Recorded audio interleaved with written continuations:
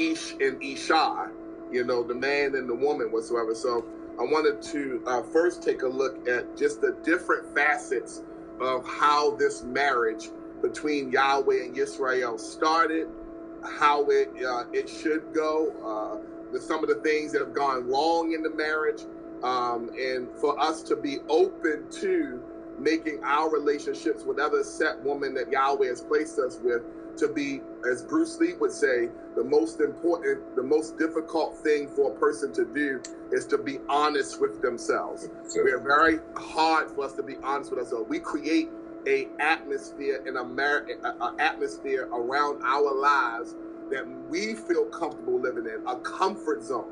And that comfort zone a lot of times is our comfortable thoughts, not what Yahweh wants. I truly believe that 90% of the world, 90 to 95% of the world are with a woman or man that they're not supposed to be with, that they are with somebody they chose, somebody that because of loneliness, because of comfortability, because of attractiveness, because of finances, and some people will even convince themselves that, the Almighty divine this relationship. But if the Almighty divine this relationship, well, not just like divine, that's a pagan word, but if he brought this relationship together, the relationship will be built first on the principles of Yahweh. They will be built on his principles. They will be built on that structure, so I want to look at Yaakov. You can start reading in Shemoth or Exodus 3, start verse 1. You guys following me so far? Yep. Okay.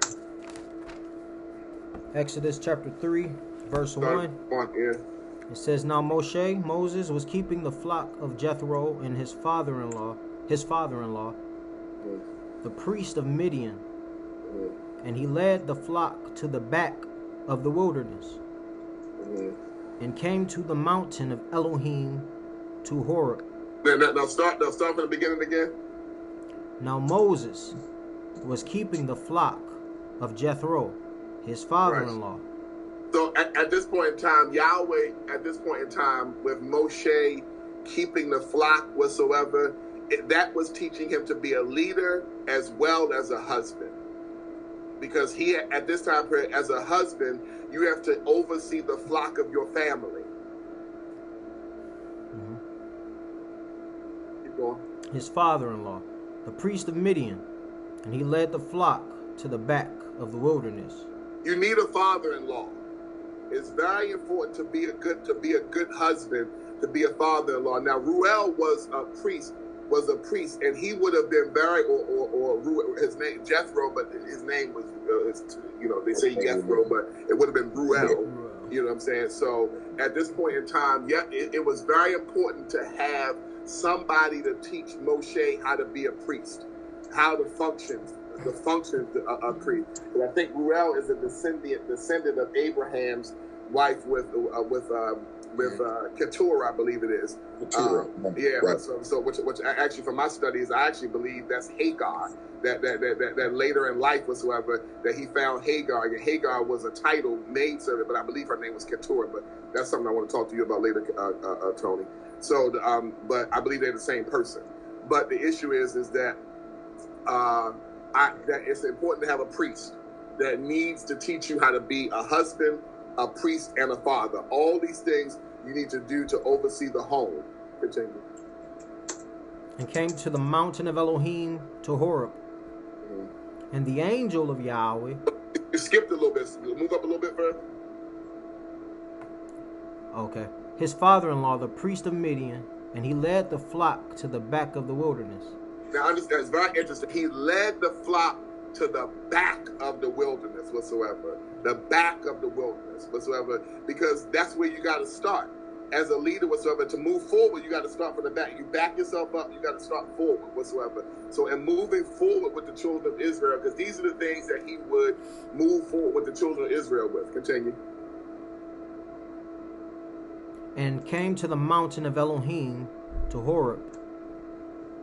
And the angel of Yahweh appeared to him in a flame of fire out of the middle of a bush. And he looked, and behold, the bush burned with fire, and the bush was not consumed. And Moses said, I will turn aside now and see this great sight, why the bush is not burnt. And when Yahweh saw that he turned aside to see, Elohim called to him out of the middle of the bush and said, Moses, Moses. And he said, Here I am. Now, the Hebrew word for kept, that Moshe kept the flock of Israel, is ra'ah. It's Strong's number. If you use the Strong's, am I pronouncing that right? Yes, to see, see, to look over. Right, absolutely. Absolutely, to oversee. And the Hebrew word for that he kept and he led. He kept, the Hebrew word is nahag. Nahag is the Hebrew word there. And the indication there is to drive forth or to move forward, such as a chariot, or carry away, or to guide whatsoever. So he was a keeper, he kept, and he led. And these are very, very instrumental things that you need to do in a relationship, in a marriage. You need to be able to keep the marriage and lead the marriage. Keep the marriage and lead the marriage. Here Yahweh chose Moshe to be the elder that was going to introduce his written law or his covenant to the nation of Israel. All marriages need rules and guidelines, and Moshe was going to be the mediator between Yahweh and Israel to give those rules and guidelines. Right now, Moshe functions as quite a few different people during this marriage ceremony, because I'm about to take you through a marriage ceremony that's happening at Mount Sinai. Moshe right now at Mount Sinai is functioning as the Shosdim, which is the best man at a Hebrew wedding. Yahweh is talking to him, and it's important for him to go tell Israel what Yahweh wants. He's functioning as the Shosdim, and he's functioning as the matchmaker for Yahweh in Israel, to go get my wife out of Egypt. It's 1 o'clock. She needs to come to me. She needs to come to me. She needs to be a part of, hold on one second.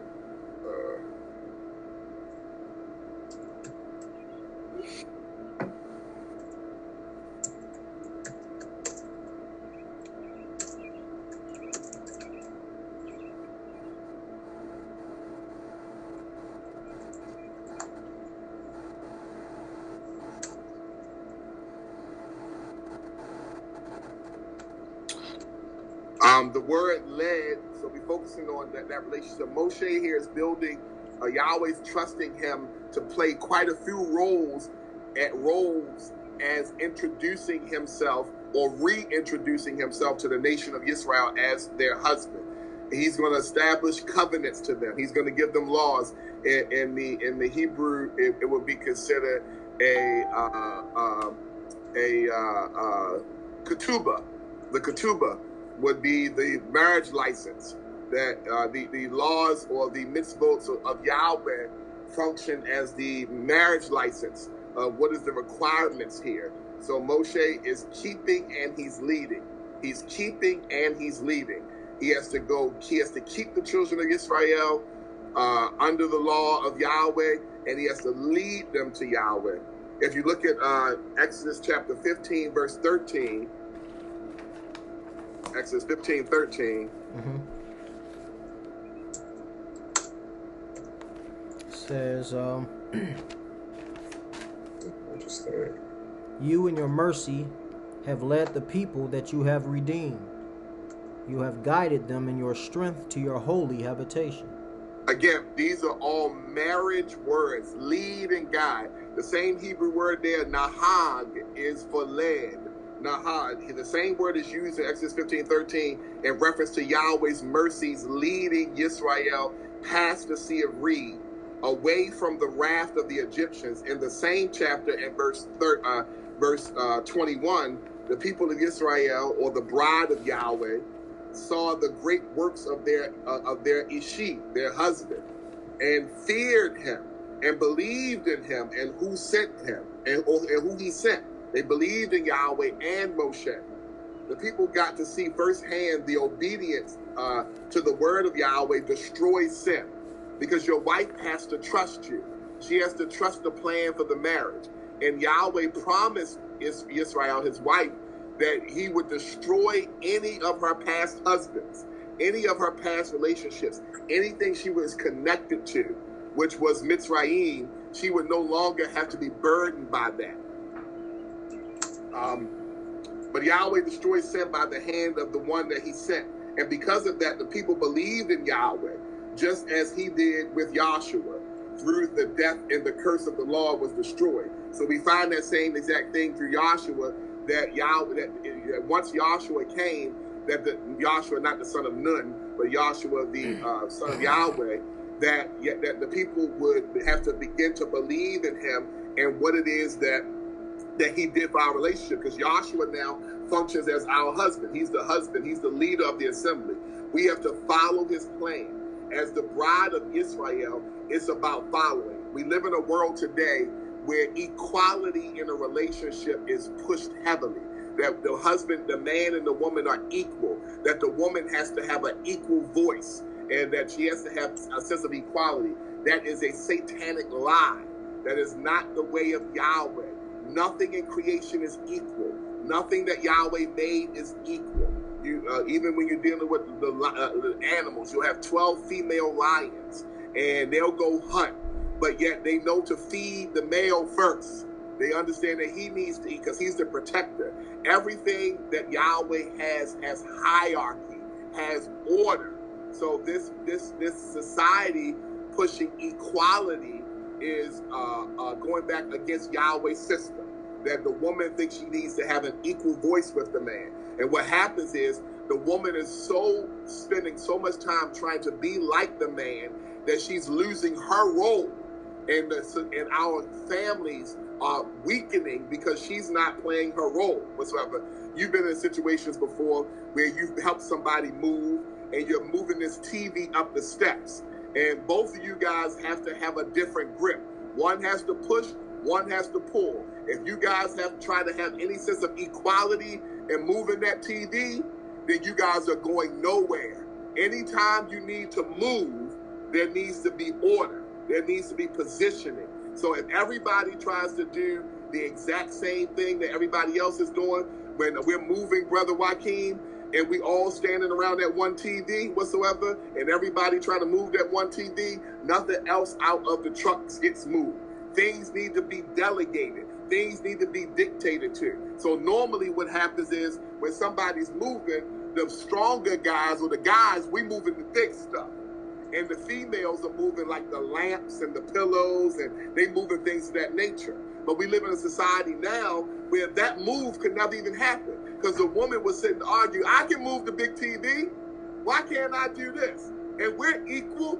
We're this and we're that. Why don't the guys go? The woman usually run and get the pizza whatsoever, because it's all about a role of productivity. But in the world today, something just that simple. We would never get nothing done because the way women are thinking today, well, why can't the men go get the pizza? Why can't we go do this? Why can't we move that? Because you weren't built to. Yahweh's marriage is always about hierarchy and positioning. It's not about less than, it's about walking in your role. Your pinky toe is extremely important. If your pinky toe is not on your foot, you lose balance. It's just as important as your big toe. The pinky toe is not arguing with the big toe because it's smaller, that it doesn't have its place. So the woman is trying to be the big toe, and you got a lot of men trying to be the pinky toe whatsoever. But that is not Yahweh's system. Yahweh has always had hierarchy. He always had positioning. And it's very important that Moshe conveys this into Israel, that they have a place with Yahweh and they need to stay in their place. Korah started the first argument, the first real major argument between Yahweh and Israel, besides the one that Moshe had with Aaron, he started an argument of equality. He tried to come in with today's mindset that why can't I be a leader? Why can't I do this? Why can't we? So here it is. This is Yahweh's bride arguing with Yahweh about equality and positioning in the marriage. So the issue is that, and Yahweh dealt with that quite quickly with the Aaron staff that budded. So Yahweh, you don't question Yahweh's authority. That's why leadership is so important. I think I said to you guys yesterday, being a part of an assembly, being a part under leadership, you have to be under leadership because that is what a marriage is about. All of us are the bride of Israel.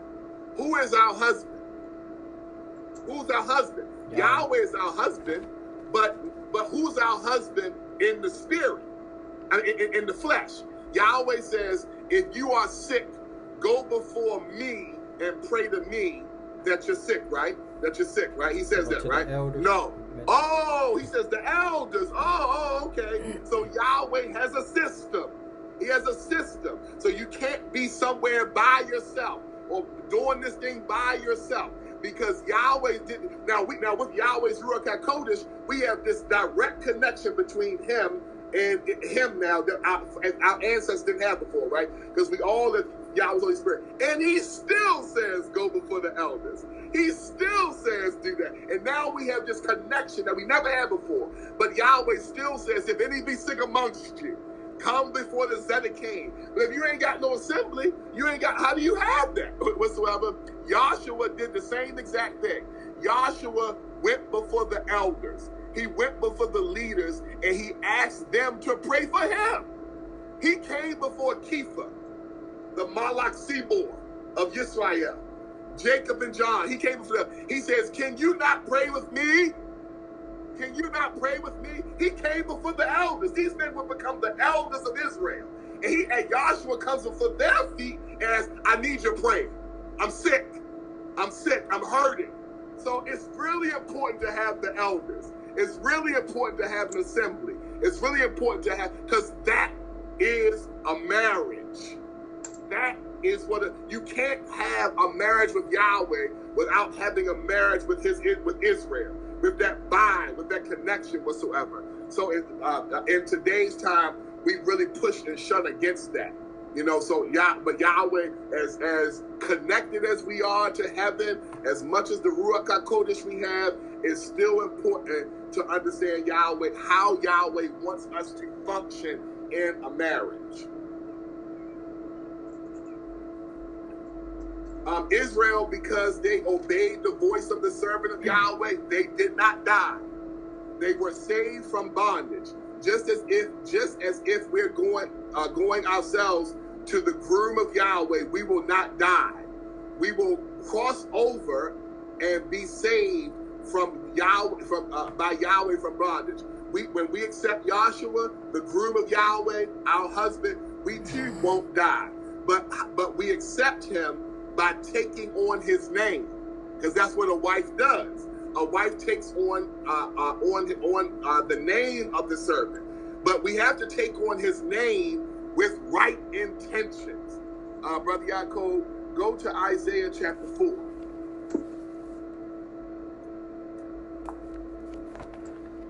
And start at verse 1. Isaiah chapter 4, verse 1 says, and 7 women shall take hold of one man in that day, saying, we will eat our own bread and wear our own apparel. Only let us be called by your name. So this is a representation of false religion. The 7 women represent 7 representing the number of Yahweh or perfect. These women are not actual women at all. These are representations of what would be considered a perfect storm of false religion.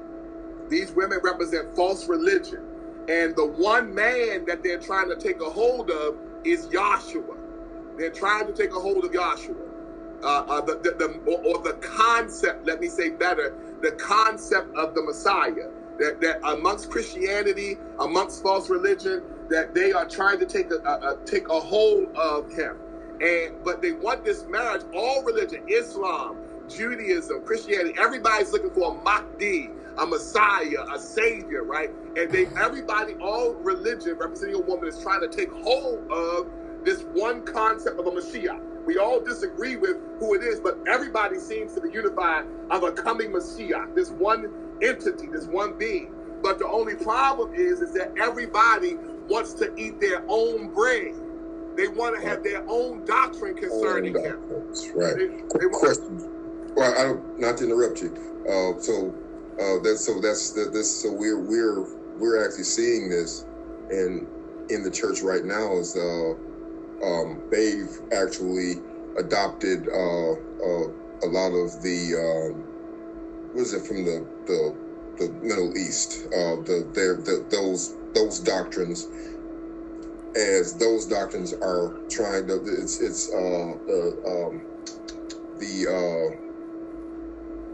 I forget what it's called, but was the something law. It's a law that you got. It's Islam law. No, not that. Okay. Not Islamic law, but it started kind of from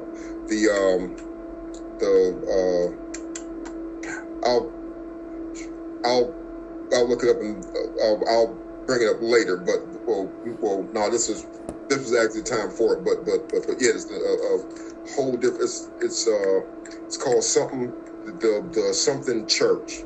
I forget what it's called, but a lot of it's birthed out of Buddhism. You know, everyone living forever and not Scientology or Church of the Living Day Saints. It's called what the concept is. It's called the emergent church. The emergent church. Where they're adopting ideologies from different religions that are trying to infiltrate the sanctity of the scriptures. Because Satan doesn't like anything less than, and it's not so much that he tells a lie. He just don't tell the whole truth, which itself is a lie. So I mean, and I didn't say jump off the hill, but I did tell you to climb to the top. You know what I'm saying? And to look down. So it's a kind of throw the rock and hide your hand kind of thing. That's what's been happening over the past 35 or 40 years in the quote unquote the church. That's why it's fallen out of favor with Yahweh. Now it's teaching all of this the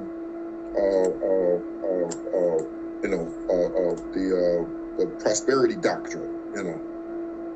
Get with Yah and you'll prosper. That's not meant for everybody.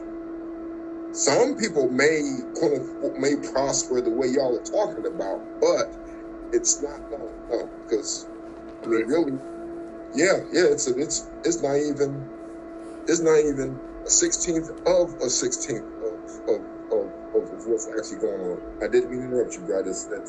No, that's fine. No, I agree with you. I'm glad that, like I said, this is not formal, but I mean, I want you guys' input for sure, But yes, that's definitely what this is talking about here. And it says, she shall take hold of one man, and that day saying, we will eat our own bread. They will create their own doctrine. It says, and wear our own apparel, meaning that Yahweh commands us in Revelations to put on the white garments whatsoever of the saints whatsoever, but that wearing our own apparel, meaning that she will create her own doctrines as it relates to the scriptures and the Messiah. But yet, but the key part is this: she still wants what? It says, let us be called by your name. Right. So she wants to have that marriage because during the marriage, the woman gets his name. So she wants to be associated with the name of the Messiah, but she don't want to call him by his name. She wanted to be associated with his doctrine, but she don't want it. So she's a woman who, at some point, imagine right now, brother Joaquin, if your wife walked out behind you and had a purse on, heels and a miniskirt, and walked out the door and said, "I see you later, honey." See, she's wearing her own apparel. She's not abiding by the Sabbath, because where's she going? Right. You know what I'm saying? Where's your head covering? Where's your body covering? Why are you going anywhere on the Sabbath? What you doing? What's that skirt on? But yet she still wanted to go out and say, Joaquin's my husband. He's a Hebrew scholar. Wait a minute. Why is it how your dress match the energy you want to give about your husband? You want to present your husband in the gates as this Hebrew scholar and somebody you're proud of. But why? I don't see your husband on you. I don't see him on you. You're not wearing your husband. Because you're presenting, you want to present the knowledge of who he is, but you don't want to live. You should wear your husband. You should wear your wife. Whatsoever. When I look at Minister Farrakhan, I look over at his wife. I should be able to see him on his wife. I shouldn't see some stripper sitting right there. The energy that he presents, I should see on his wife, or somebody has infiltrated the marriage. Whatsoever. So the man at that point in time, like Hebrew men do throughout history, the man has compromised something. He's compromised something just to have a wife. And we find that throughout the scriptures that David and Samson, they were willing to compromise Yahweh just to have the woman. And that is not the marriage. And Israel did it all the time. Israel went and worshiped Baal, but still wanted to be called Yahweh by Yahweh's people. They went and worshiped the Baals, but still wanted to be called Yahweh's people. When you're in a marriage, when you take on the name of Yahweh, that's why Yahweh says, "I will put my name on them." That's a marriage. That Israel is called Kahal Yahweh, and the circumcised of Israel are called Ada Yahweh. Kahal Yahweh. These are you want to know Israel's Yahweh's wife's name? They are called Kahal Yahweh. And that's where we get our English word call from. To call out whatsoever. So they are the called out ones whatsoever of Yahweh. So that's why we can't call him Lord or God. That's why it's so important to give him his name, because hi, I'm Tony Johnson. My wife's name is Megan Johnson. You know that because you put your name on her. It's real weird when you see a man and a wife and your name is Tony Johnson, her name is Megan Taylor. First thing you go, y'all married? The name. People looking for the name. The marriage, people looking to hear the name. One name brings the marriage together. Well, we live in a day and time where, I'm hyphenating my name, or I'm keeping my name. Yahweh don't let us hyphenate nothing. He wants us to be called by his name. Why are you still being attached to why are you still trying to hold on to your father's name? That's your past. A man shall leave his mother and father and cleave unto his wife. Some women want to hold on to their father's name just in case the relationship don't work, or whatever it is. You have to take on your father's. The only situation where I believe you can hyphenate is if you are the only child of your father and there's nothing else to carry on his name whatsoever. That's something different. But it's real important that Israel maintains the correct doctrine of the marriage, and she doesn't let anything infiltrate the marriage, because the marriage is built on the name and the doctrine of the marriage, the values of your marriage. I can see what Tony believes by looking at his wife, and I see what she believes by looking at her husband. So if Tony believes something, I look at his wife and I can see what he believes by how she acts, and I look at his wife. So Israel, when people looked at Israel, they knew what to believe about Yahweh. They knew Yahweh was serious. Like Tony knows, ain't nobody keep no shoes on in my house whatsoever. Tony has rules. So you look at the wife of Yahweh and you can tell Yahweh is real serious. And you better not call Yahweh on Saturday. He rests. You know that from his wife. Yahweh don't like to eat this, because you can see what your wife cooked for you. You can see what you can't be. And you would look real weird if you saw Farrakhan, you saw his wife in there smoking dope or whatsoever, it's like, you know what I'm saying? And oh, that's my wife. You'll go, oh, okay. It's like, because he has to wear his wife. His wife has to wear him. And Israel at times got off course and they went to go put on Baal. And they got away from Yahweh. They got away from what their husband represents. Right. If you look at, I want you to go to now. Everybody following me? Yep. Yep. Okay.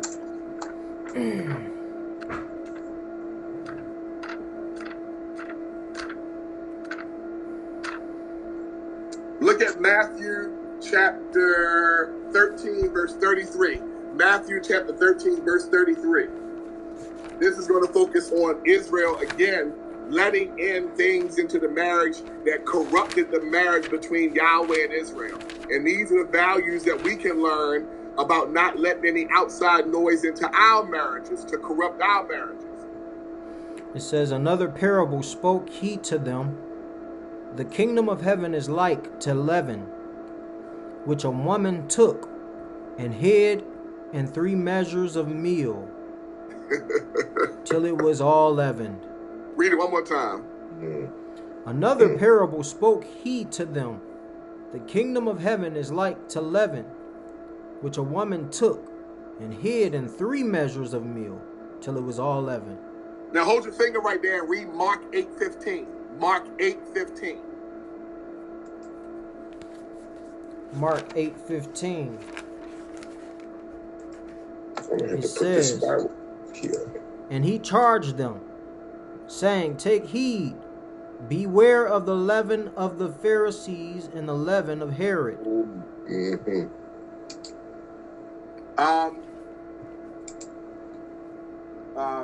Look at yes. So leaven, we know leaven represents sin. Leaven is what corrupts the yeast that causes it to rise. So the leaven of the Pharisees represents religious sin, and the leaven of Herod represents sin in the government.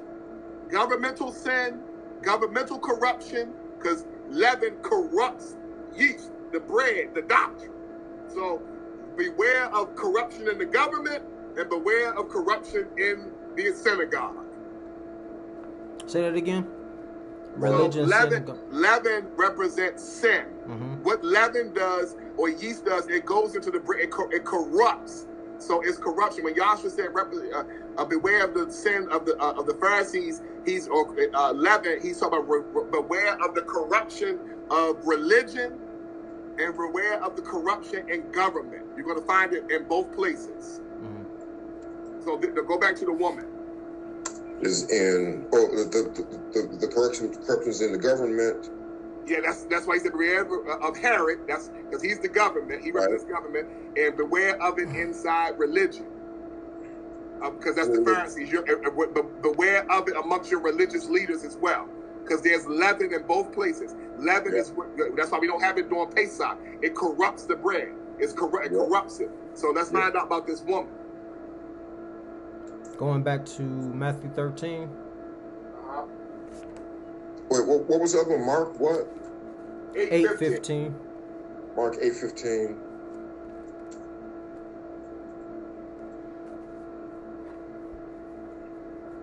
So I guess we starting back at the 33rd verse. Reading on down. Yeah. It says, another parable spoke he to them. The kingdom of heaven is like to leaven, which a woman took and hid 3 measures of meal, till it was all leavened. So this woman represents the nation of Israel. The nation of Israel took inside the Torah, the Ketuvim, and the Nevi'im, and they went in and they corrupted it with false doctrine by taking the name of Yahweh out, by adding in Hashem and Adonai, by adding in misinterpretation. This woman, and she took leaven in the bread of Yahweh. Yahweh's bread is the Ketuvim, the Nevi'im, and the Torah. And she went in and she, as Jeremiah 8:8, that the false pen of the scribes have written it falsely. They've written it falsely. They have taken You see Yod Hey, when you see Yod Hey, you say Aleph Dalet whatsoever. They have taken it out. They have went in and corrupted the measure of meal.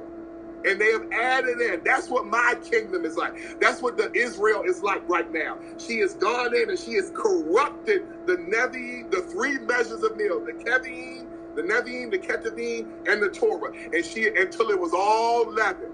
And that's why we get Christianity. That's where we get these religions we see today are representation of Israel constantly putting yeast inside the Torah. Yeast inside. Every time you take out and add to it, change and misinterpret, it grows into this big loaf of bread called the AME Church. This big loaf of bread called Catholicism, until it's all leavened. And it's only our job as the true worshipers to get it back to its flat bread. See, we bring everything back on the level.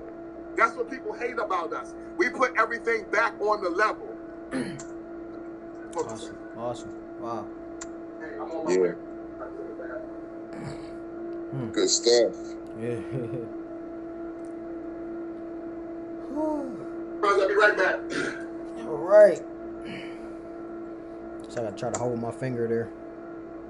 It's Matthew 13:33 on down. I'm guessing either.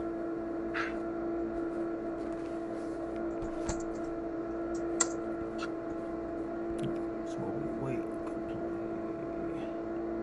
some music here.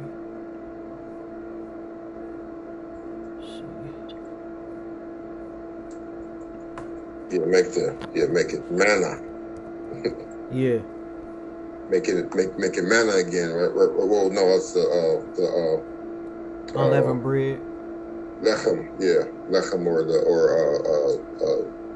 motzi. Motzi, yep, matzah. Right. That's the word. That's the word we're looking for.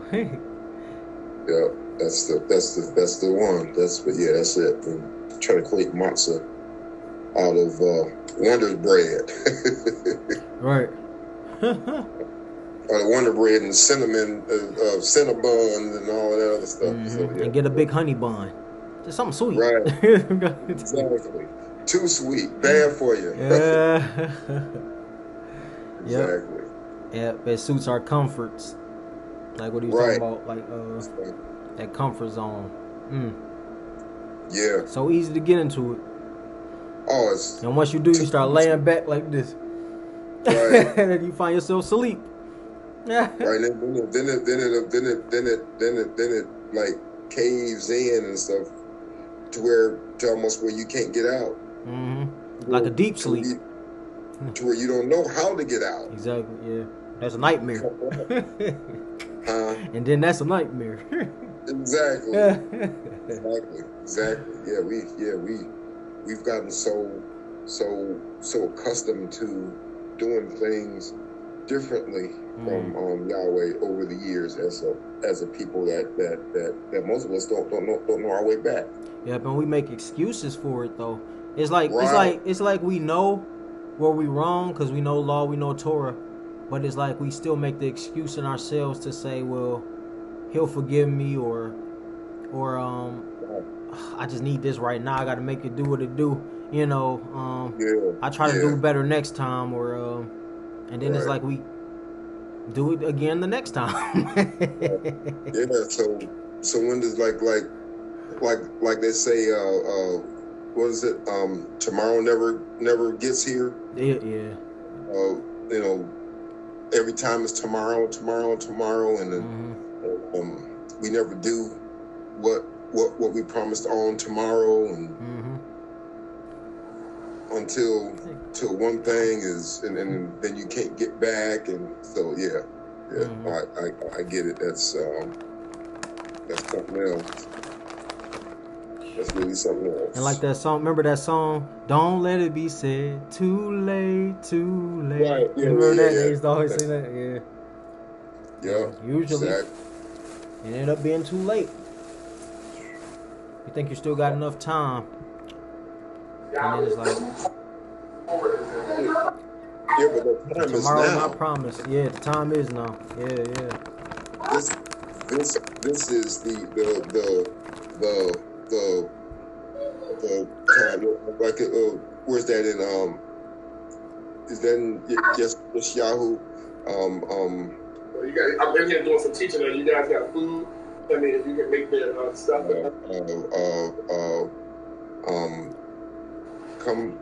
Come to the Lord while he may be found. Call upon him while he's near. Oh yeah, yep. I was just looking at that yesterday. I think that's Isaiah 55, right? Isaiah somewhere in there. I think Isaiah 55. It has it in there, but it is in other places too. Yeah. Coming to Yahweh while he may be found. Let's get that name out there. Yeah, exactly. Yahweh while he may be found. Listen. It's okay to call her sweetie and honey, but when it's time to have a contract, you got to call her by her name.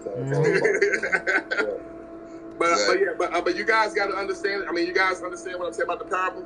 Oh yeah. Oh, good. Okay, good. But yeah, so we can't allow in our marriage corruption. Not now, natural marriage. We can't let outside. In the Hebrew, it's called lashon hara, gossiping. We cannot allow though. We cannot allow the Shedadim or the Shedadiah, the demons to allow that those things in. Normally, when a marriage goes wrong, is when outside noise comes in. But this is what this represents. This represents the measures of meal, and that Israel has allowed it. This is where the synagogue. This is what the synagogue of Satan is. The synagogue of Satan is. The synagogue of Satan is the corruption of removing. The synagogue is responsible for removing the sacred name from Yahweh's assembly. Yes. Every time you read it, it was the Jews, our black Jews, that removed the name of Yahweh from. That's what makes them the synagogue of Satan. They have removed and they have substituted it with Lord and God. It is the worst.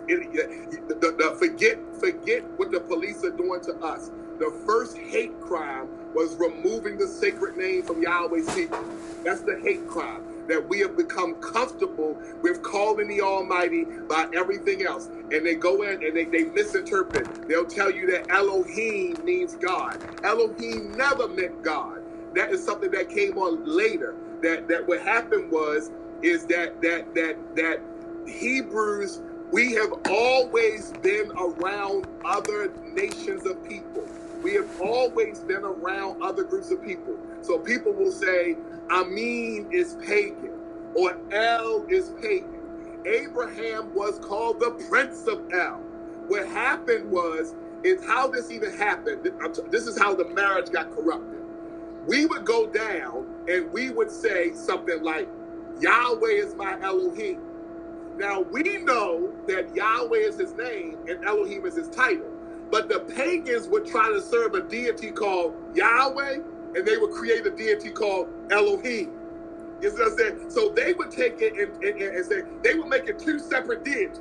So throughout history, they would, because they saw the power when we said Yahweh Elohim, Yahweh Elohim to us is one, but they would make it two. They would make it, we would say Yahweh Elohim Amin. They would say, look at what happens when he says Yahweh Elohim Amin. Now we know Yahweh Almighty One, so be it. But they would go create a deity called Yahweh, create a deity called Elohim, and create a deity called Amen.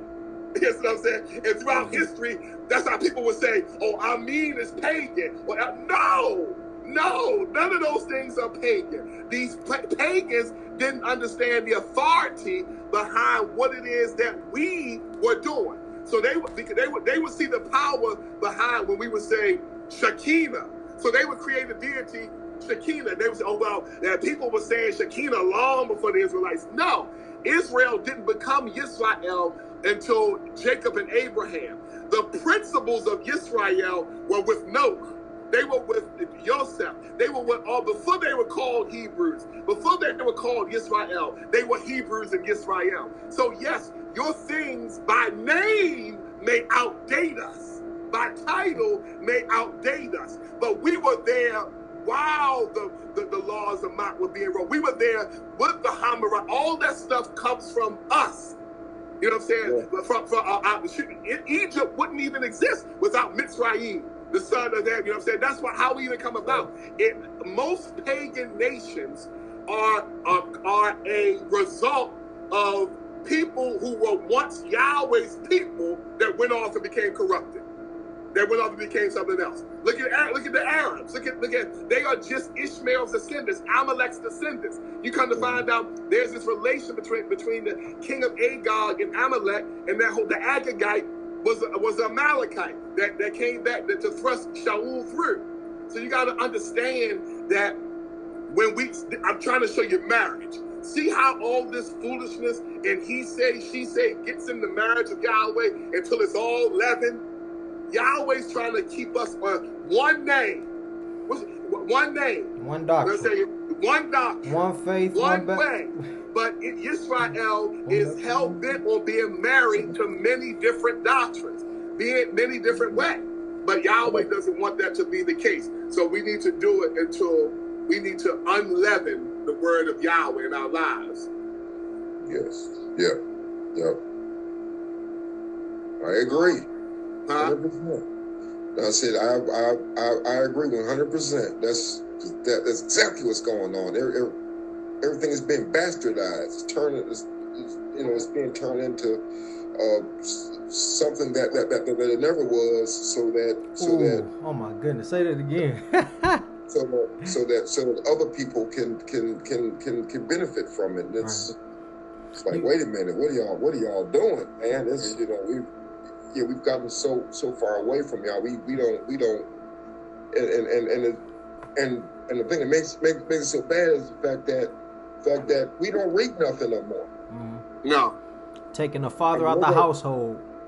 Yeah. Abba out the bait. Yeah, exactly. Like creating programs that put the father out. Mm-hmm. Creating programs that make everybody give the woman precedence over everything. No. Mm-hmm. It's not. That's not how it was in the beginning. No, we're trying to get back to the beginning. Get back to the was that the old folks used to say, back to the old landmark? Oh yeah. Ecclesiastes chapter 3, the old landmark. Seek the old path, which is the good way, and you will find rest for your soul. Mm-hmm. Exactly. That's what we have to do. We're still learning how to get back. More importantly, we're learning where to go to get back. Where to go to get back? Exactly. Where back is. Right. And that's going back to move forward, like you were saying at the beginning. Exactly. Awesome. Going back to before. Yeah, all this stuff, because we do call him the not just the quote unquote great I am. I don't know if I necessarily agree with that, because really his name meant it was the what's known as the and I know Cartier knows what I'm talking about when I say the copula. Yeah, of course, absolutely, no question. Yeah, that's what the name is. It's the copula. It was the copula. I was like, that's amazing. We don't just call him Yahweh because just because it's his name, but it's also what he does. Yeah, it makes life. Right. Everything that exists because of him. Right. And he and Yahweh, he hides himself in his name. The very word olam means to hide. To hide, yeah. So Yahweh, come find me. Yahweh's always hiding. He told Moshe, go stand behind the rock. He told Moshe, go stand behind the rock whatsoever, and I will pass by. Because the only way you can see Yahweh is if you're standing behind the commandments. You got to stand behind the commandments. See, the rock represented the law. See, if you're going to see me, you got to get behind the law to see me. You understand what I'm saying? Then I'll pass by you. You can't see me out in the open. but you can see me like in the Ark of the Covenant. I sit above the law. The law is below Yahweh on the ark. And right, everything buds next to my law. Everything grows next to my law. If you try to do this thing outside of my law, it's not going to work. But Yahweh has been hiding himself, and mankind, they just will not. Yahweh has hidden himself, and he hasn't hidden himself. He has hidden himself, but he has given us a treasure map called the Torah. And mankind refuses to follow that map to a T. Mankind is like, where's Waldo? We're going around and around and around. And Yahweh says, if you start here, and we remember those mazes growing up, you start there and you just follow the maze and you end up in the middle. Whatsoever. But mankind is, well, there's a shortcut. Well, can't you go through here? Can't you go through here? Well, that's not that important. No. Yahweh. Why do you think Yahweh? I think when I studied before, Brother Joaquin, I looked at from the beginning of the Torah to the end, all the places Israel traveled from Genesis all the way to Malachi, Malachi, the messenger. Israel must have traveled over 900,000, almost 1,000,000 miles back and forth from this land and this land and this land and here, because Yahweh says you got to travel to come find me. You got to walk. I'm here. But the issue is that Israel never ever had to go too far to find Yahweh, because if they kept, his name was always on them. That's why in the last days, we have to be sticklers about the proper pronunciation and the proper use of the name of Yahweh. We cannot, I will die. We cannot give into this God, Lord, call them what you want mindset, because it's a marriage. You will be very ticked off if somebody calls you and says, "Hey, Mr.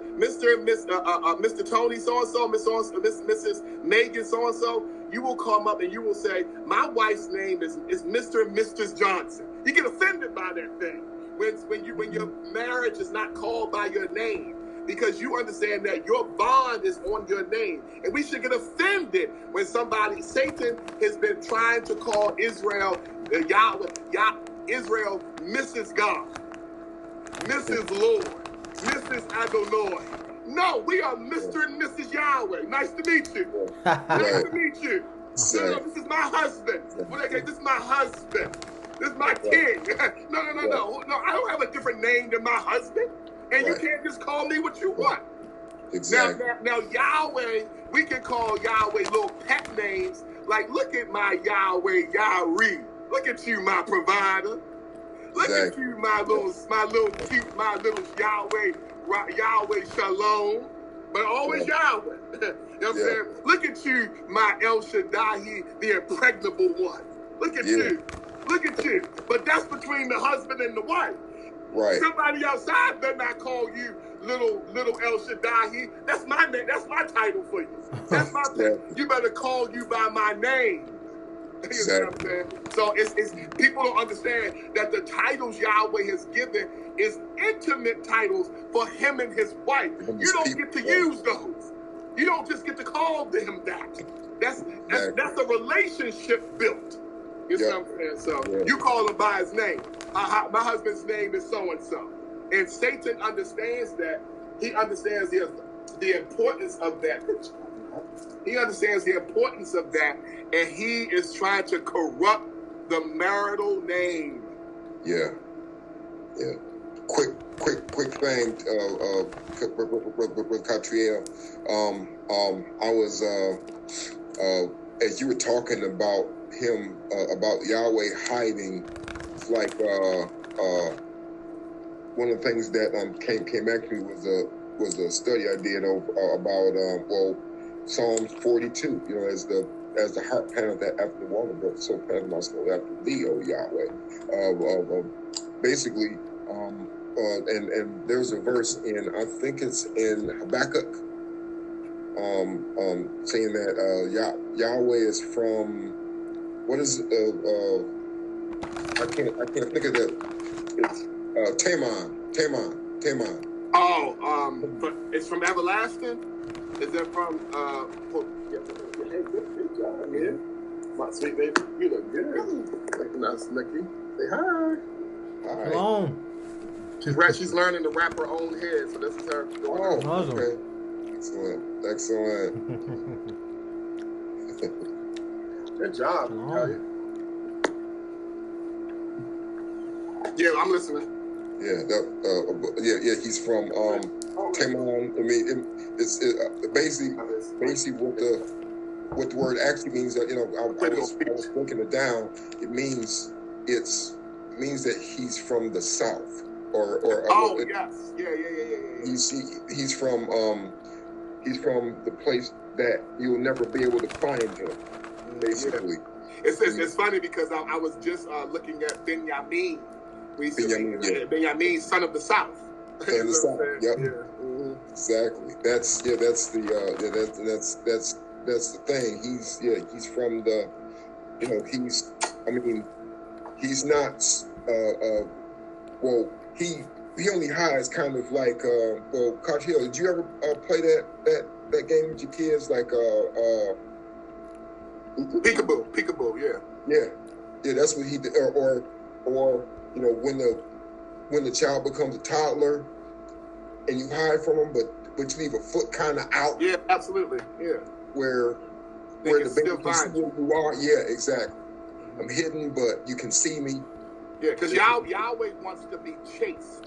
He wants to be found. Yes. He's like, he has the same nature as a woman, in the sense that women want you to chase them. They want you to figure them out. They don't want they want you to know what they need by the time you spent with them. That I shouldn't have to tell you. You know me. I shouldn't have to tell you. So the time spent, women are constantly testing and creating tests for us to find them, because they believe that the time spent with them, that we should know them. And Yahweh's the same way. If you spend time in my word, I know exactly where to take Joshua to dinner if he comes to me today. I know exactly what to wear before him. I know exactly what day he wants to get some sleep. I know exactly everything about my husband. He's my husband. You know what I'm saying? So so he leaves out what day he want to rest. Like, babe, it's Saturday. Leave me alone. Babe, I know what to feed him. I know the kosher. I know the laws of kashrut. I understand what he wants to eat, what he will not eat. I understand how I need to dress when I'm around him, not to put on the apparel of a man, or actually the apparel of a warrior. That's what it really is. They're the apparel of a warrior. It ain't women. That whole women can't wear pants is ridiculous. But this is the whole issue of the apparel of a warrior. So I understand what it is that I have to do, and we are getting away from that. We have forgotten how to be brides, and that's one of the problems that I find with Hebrew men, is that we are trying to be husbands in this relationship of Yahweh, when we have to be brides. And then brides is humility, and we need to while we're men, we're really learning to be brides. So we have to learn what it takes to be a bride. So we should study what it takes to be a bride. Humility, because sometimes we get so motivated in the cockiness of our knowledge and our leadership, we forgot, man, hey, wait a minute. Hey, I'm a bride too. We should respect that. You know what I'm saying? Yeah. So, yeah. You know? Beautiful lesson. Kenny, is it on? Okay, that's all. Leave it on there. All right, plug your phone and leave that on. Go to Exodus, so again, to bring everything, go to Exodus chapter 25, Exodus chapter 32, verse 25 to 29. Exodus 32, 25 to 29. Exodus. 30. What was that? Exodus 32, 25 to 29. 25 to 29? Yep. Yeah, it's 32, 25 to 29. Still, this is still just the different facets of an everlasting marriage to eternal faithful husband. Is what marriage is really about. These principles are not only just principles of the relationship between Yahweh and Israel. We can apply these same principles in our own relationships. It says, and when Moses saw that the people were broken loose, for Aaron had let them loose for derision among their enemies. Then Moses stood in the gate of the camp and said, whoever is on Yahweh's side, let him come to me. Yeah. And all the sons of Levi. But see, these are marriage questions. Yeah. These are the things. These are conversations you have with your wife. Whatsoever, like, are you a part of the direction I'm moving in? What direction? Whose side are you on? These are, you got to think of this in a marriage. These are the same type of questions that you have to ask your wife. You know, whose side are you on? You know what I'm saying? Or are you going to be led away in a derision to another? You know what I'm saying? What direction are we going in? Or you're going to let someone lead you way to another derision? These are all marriage questions. It's the way you should think. This is why a lot of our brothers are not married in the Hebrew faith, because they have forgotten they don't know the formula of what it takes to gain a woman. It's all physical. These are the questions.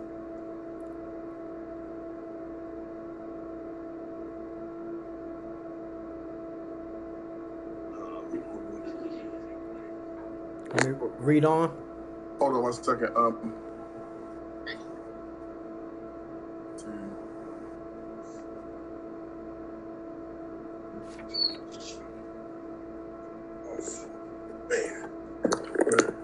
These are questions, Brother Joaquin, that you ask your wife.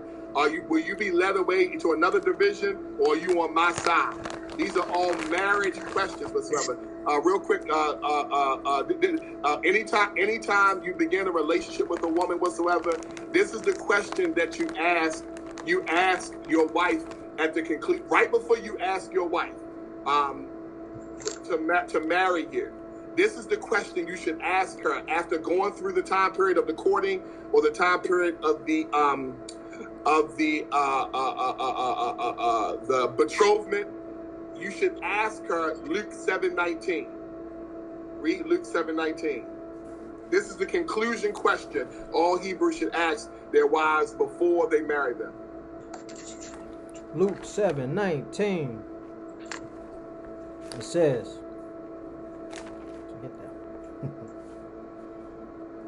and John, calling to him 2 of his disciples, sent them to Joshua, saying, Are you he that comes, or look we for another? Or shall we look for another? Yeah, but so read that again. And John, calling to him 2 of his disciples, sent them to Joshua, saying, Are you he that comes, or look we for another? Listen to the wife. Are you my husband?